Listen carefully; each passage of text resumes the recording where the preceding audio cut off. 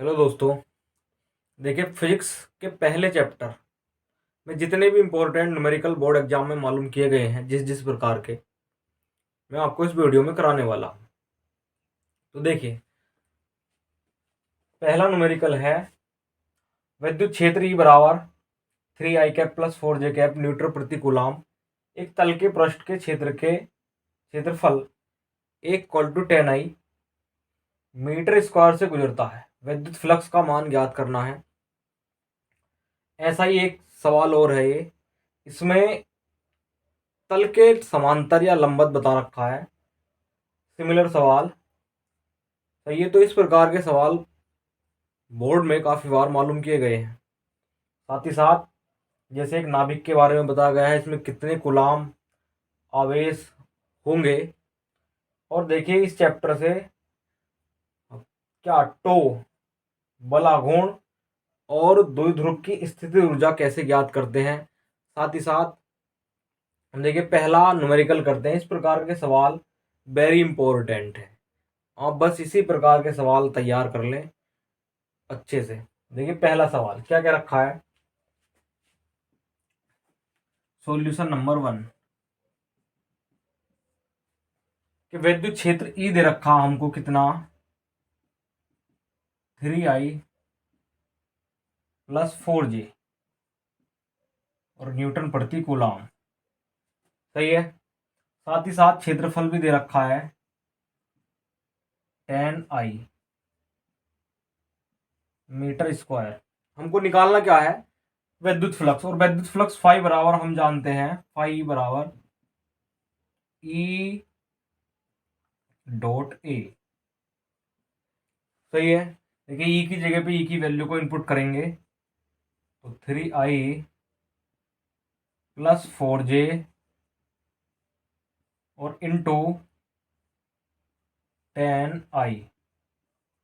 एक बात हमेशा याद रखना कि इसमें देखिए गुणा करते हैं 10 की इससे करते हैं 10 या 30 और आई की आई से करता हूं तो i.i प्लस फिर इसकी इससे करता हूं 10 चौक 40 फिर आई की जे से करते हैं। देखिए, एक बात हमेशा याद रखना, क्या इधर बता देता हूं कि देखिए i.i का मान 1 होता है, इसलिए इसका वैल्यू 30 और फाई है ये। और इसका मात्रा क्या है, देखिए न्यूटन प्रति गुलाम तो ये है और मीटर स्क्वायर ये है और ये गुलाम आ गया। एक बात हमेशा याद रखना, क्या कि आई कैप इंटू आई कैप हो उसकी वैल्यू 1 होगी, जे कैप इंटू जे कैप हो उसकी वैल्यू भी 1 होगी और के कैप इंटू के कैप हो उसकी वैल्यू भी 1 होगी। साथ ही साथ अगर ये विपरीत में गुणा करते हैं किस प्रकार, जैसे आई इंटू जे कैप हुआ तो ये हमेशा विपरीत वाले के साथ में 0 वैल्यू देते हैं और आई इंटू के कैप हुआ इनके मान 0 होते हैं, इसलिए केवल और केवल ये तो 0 हुआ तो 0 × 40 मतलब 0 और ये 1 हुआ तो 30 ही कम 30, इसलिए का आंसर 30 न्यूटन प्रति कूलाम आ जाएगा। सही है। तो इस प्रकार का सवाल वेरी इंपॉर्टेंट है। देखिए, दूसरे सवाल को देखते हैं। दूसरा सवाल भी इसी प्रकार का है। यहाँ भी ये की वैल्यू दे रखी है, मैं इसको रेस करता हूं।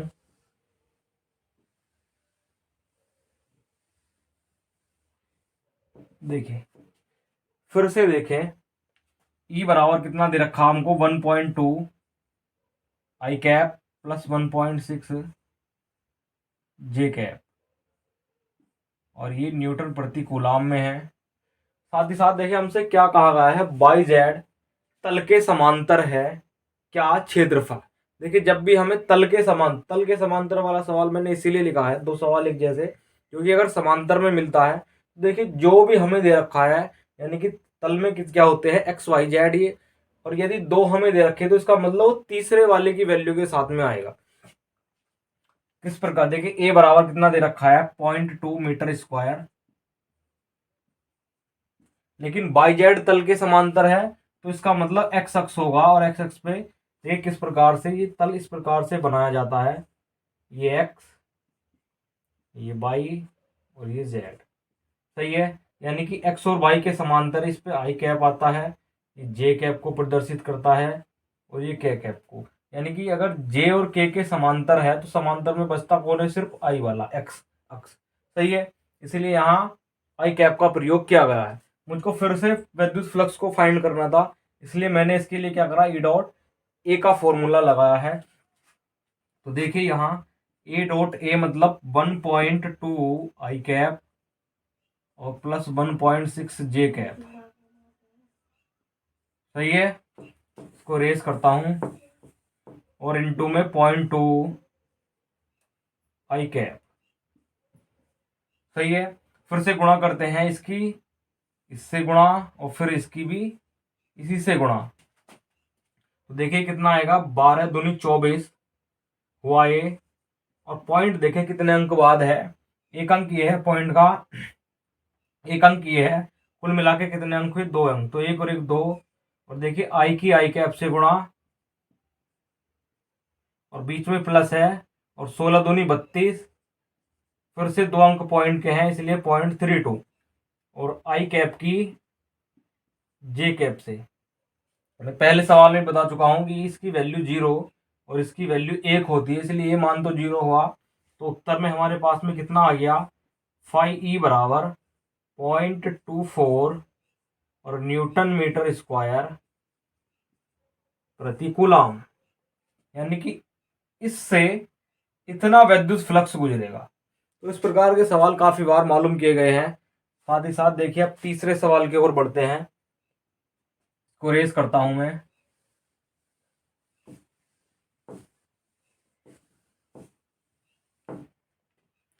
देखिए तीसरे सवाल में क्या कहा गया है कि 7n14 मतलब 7n14 नाइट्रोजन का एक समस्थानिक दिखा रखा है, नाभिक पर कूलाम में आवेश की गणना करनी है। देखिए कितना दे रखा, 7n14। सही है, ये क्या होता है, ये होता है परमाणु क्रमांक। क्या होता है, परमाणु क्रमांक। परमाणु क्रमांक को ही प्रोटॉनों की संख्या कहते हैं, और इसमें ही क्या हमारे इलेक्ट्रॉन्स उपस्थित होते हैं, मतलब जितना ये प्रोटॉनों की संख्या है यही क्या है, हमारे इलेक्ट्रॉन। तो देखिए क्या 7n14 में कितनी आवेश की मात्रा, आवेश की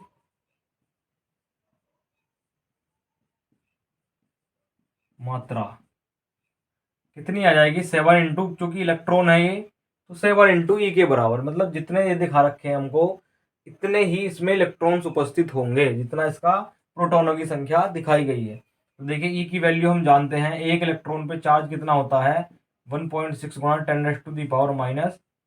10⁻⁹ के बराबर।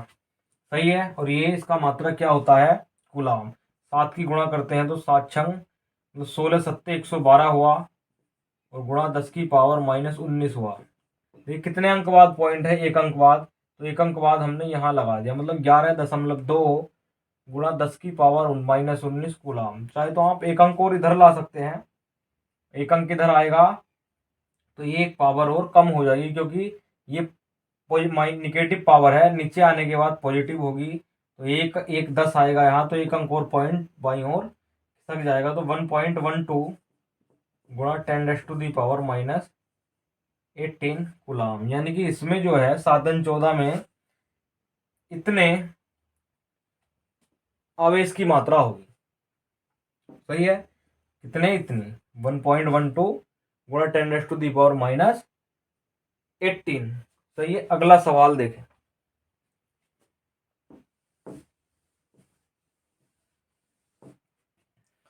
सॉल्यूशन नंबर 4, इससे पहले हम 3 कर चुके हैं। देखिए 2 गुणा 10⁻⁻8 कूलाम मीटर द्विध्रुव आघूर्ण। देखिए हमेशा न्यूमेरिकल में जो भी वैल्यू दी गई होती है उसके आगे उसके बारे में बताया गया होता है कि किसका मान है। जैसे 2 गुणा 10⁻⁻8 कूलाम मीटर क्या है, द्विध्रुव आघूर्ण का एक वैद्युत द्विध्रुव, और वैद्युत द्विध्रुव, सही है, द्विध्रुव आघूर्ण को हम किससे रिप्रेजेंट करते हैं, पी से करते हैं। तो पी बराबर कितना दे रखा है, 2 गुणा 10⁻⁻8 और कूलाम मीटर। सही है, फिर उसके बाद में क्या क्या रखा है, 2 गुणा 10⁵ वोल्ट प्रति मीटर के एक समान विद्युत क्षेत्र से। इसका मतलब विद्युत क्षेत्र का मान दे रखा है और विद्युत क्षेत्र को इसे 2 गुणा 10⁵ वोल्ट प्रति मीटर 30 डिग्री का कोण दिखा रखा हमको, और यहाँ कोण के लिए थीटा का प्रयोग करते हैं। जो झुका हुआ है द्विध्रुव की स्थिति ऊर्जा यानी कि U को फाइंड करना है, और साथ ही साथ क्या करना है हमको, बल आघूर्ण यानी कि टो को भी फाइंड करना है। सही है, यानी कि U यहाँ स्थितिज ऊर्जा से मतलब क्या, देखिए U पहले वाले भाग को करते हैं। इसमें क्या है, U बराबर होता है माइनस के PE कोस थीटा, माइनस के PE कोस थीटा। और देखिए माइनस का निशान, P की जगह पे कितनी वैल्यू है, 2 गुणा 10⁸ माइनस के, और साथ ही साथ इसकी जगह पे कितना मान है, E की 2 गुणा 10⁵ और गुणा कोस थीटा की जगह पे 30 अंश। तो इसकी गुणा करते हैं, 2 दूनी 4 हुआ, और देखिए 10⁻⁻8 ये है, प्लस के 5 ये है, और गुणा में घातें जुड़ती हैं, लेकिन ये माइनस प्लस माइनस होता है। 8 में से 5 जाएंगी तो 3 ही बचेंगी। लेकिन हमेशा एक बात याद रखना, बचती उसी की है जिस चिन्ह की संख्या बड़ी होती है। यहाँ माइनस की संख्या बड़ी है प्लस वाली से, तो माइनस की पावर बचती है, और यदि प्लस की संख्या बड़ी होती तो प्लस की। और कोस 30 का मान होता है, देखिए कोस 30 का मान कितना होता है, वर्गमूल 3/2, वर्गमूल 3/2। 2 से मैं इसको काटता हूं, 2 बार कटता है, 2 दूनी 4, 2 की इससे गुणा करके लिखता हूं, तो माइनस के 2 वर्गमूल 3 गुणा 10⁻³ और ऊर्जा को हम किस चीज में ज्ञात करते हैं, जूल में। किसमें ज्ञात करते हैं, जूल में। तो इस प्रकार न्यूमेरिकल्स को किया जा सकता है। मतलब सबसे पहले ऊर्जा का फॉर्मूला लगाया और उसमें इन वैल्यूज को इनपुट करा, फिर कैलकुलेशन करने के बाद में ये उत्तर आया। देखिए इसी का दूसरा भाग क्या क्या रखा है हमको, किसको, बल आघूर्ण को, जो हमें टो दिखा रखा है, टो को फाइंड करते हैं।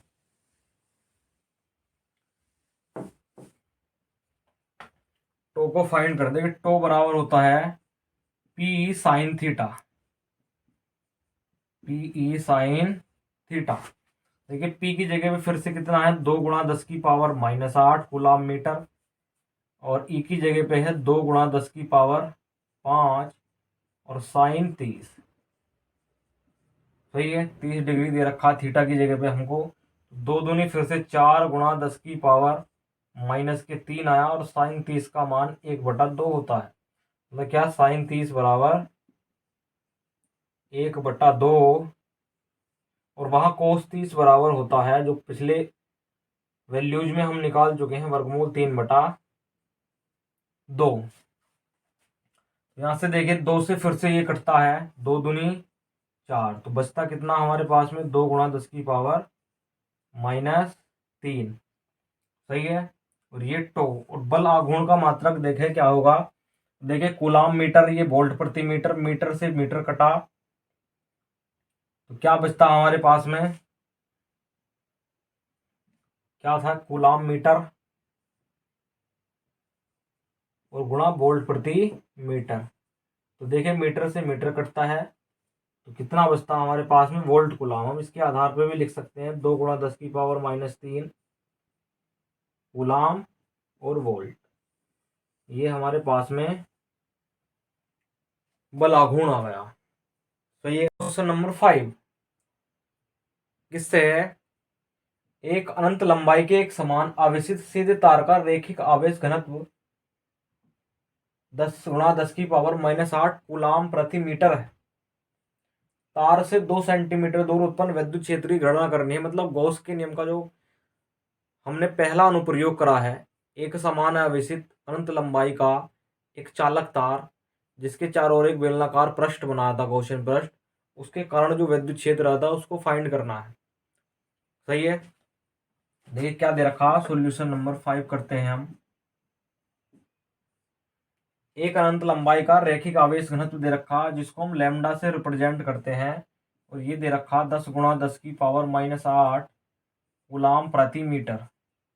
तार से 2 सेंटीमीटर यानी कि दूरी ली थी हमने डेरिवेशन में आर, 2 सेंटीमीटर। सेंटीमीटर को हम मीटर में बदलते हैं। हमें ये पता है कि 1 मीटर में 100 सेंटीमीटर होते हैं, इसलिए 2 सेंटीमीटर में कितने मीटर होंगे? 2/100 मीटर। 2/100 मीटर का मतलब है 2 गुणा 10⁻², क्योंकि ये 2 पावर ऊपर जाने के बाद माइनस की होगी, क्योंकि नीचे पॉजिटिव है। और हमको फाइंड करना है ई बराबर, ई को फाइंड करना है। देखिए हमने सूत्र सिद्ध किया था क्या कि 1/4πε0 और इंटू 2λ/r।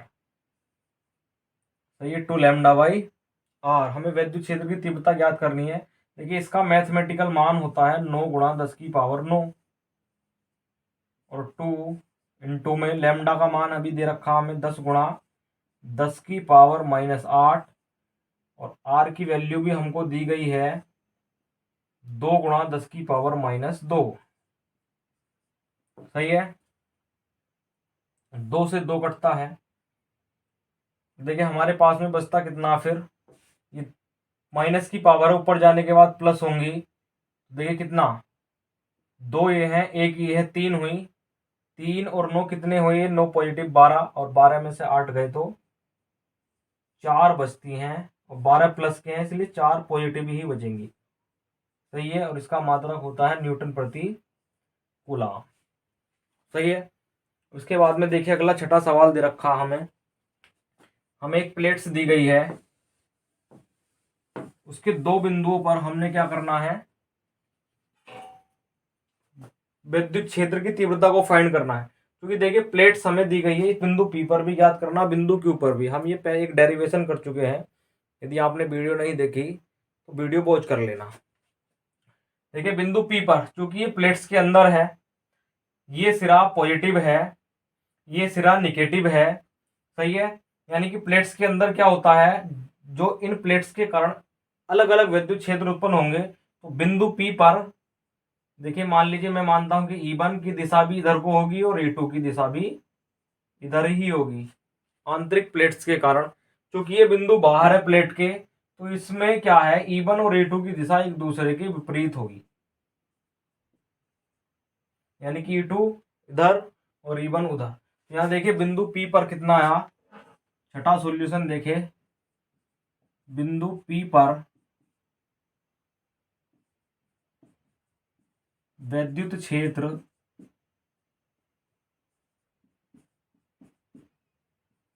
की तीव्रता।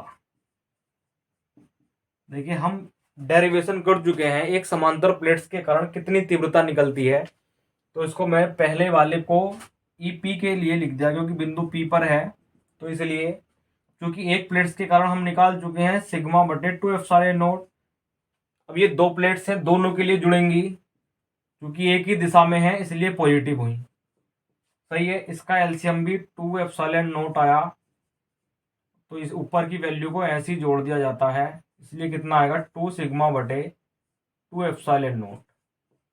2 से 2 कटता है, तो हमारे पास में बिंदु P पर σ/ε0 विद्युत क्षेत्र की तीव्रता आ गई, और न्यूटन प्रति कूलम। देखिए बिंदु Q पर कैसे ज्ञात करेंगे, मैं इसको इरेज करता हूं।